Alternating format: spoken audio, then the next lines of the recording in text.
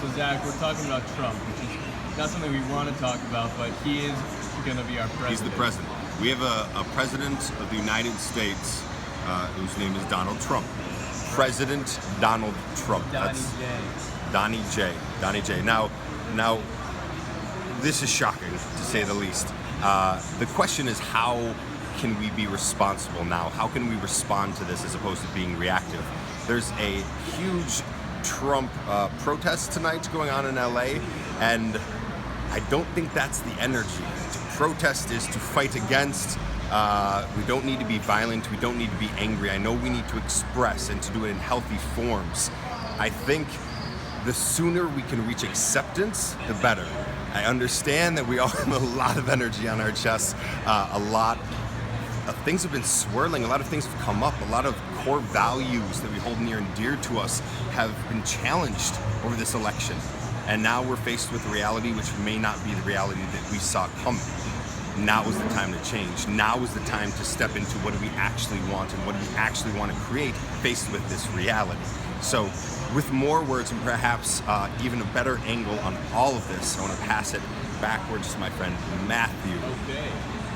Okay, well, I'm not camera ready, and I'm still wearing my shirt from yesterday that I voted in. And yes, I have my Journey for Bernie shirt on, and I've already been called all kinds of names because I voted for Jill Stein. But guess what?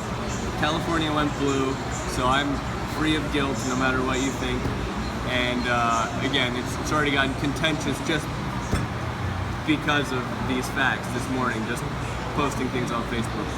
But regardless, the point is right now, when we got into this conversation, it's the day after the election, we got into this conversation because people are going to be protesting tonight, probably all over the country, but here in LA and downtown, I know they're planning a big unity of people to come together and protest Trump getting elected.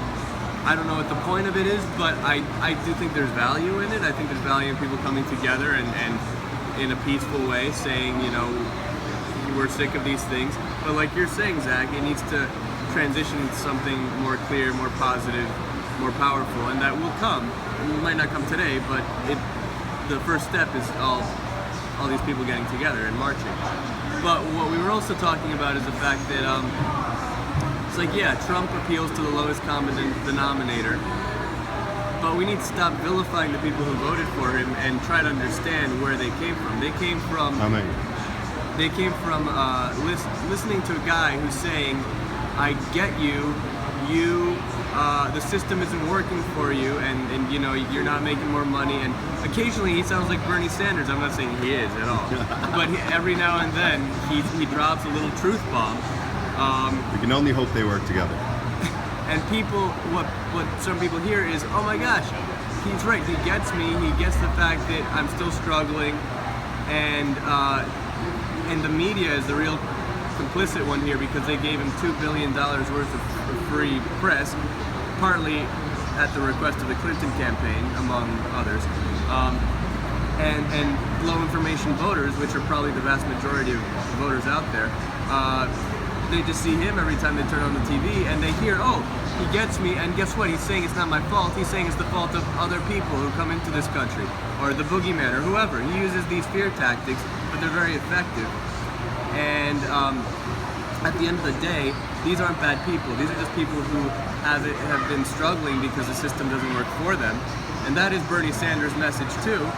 So I think if we can bridge the divide and start finding these common grounds and really mobilizing en masse and storming DC on Inauguration Day and also trying to find sophisticated ways to communicate with not only Trump but all the people who run our system, maybe that public pressure will create something. So I don't know.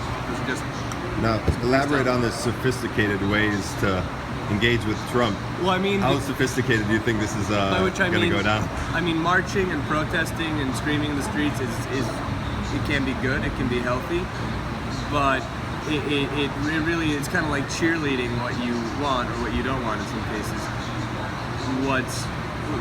When I say sophisticated, I mean getting a representative in a room to have a sit-down chat with Donald Trump or with Mike Pence or with your congressman or senator or, you know, someone who has influence, and say, hey, here are our actual needs and interests as the people. And that's when you say, and I have this amount of support through petitions or whatever. This is what we need. And instead of just saying to the system forever, which is just going to keep on creating more odds against each other.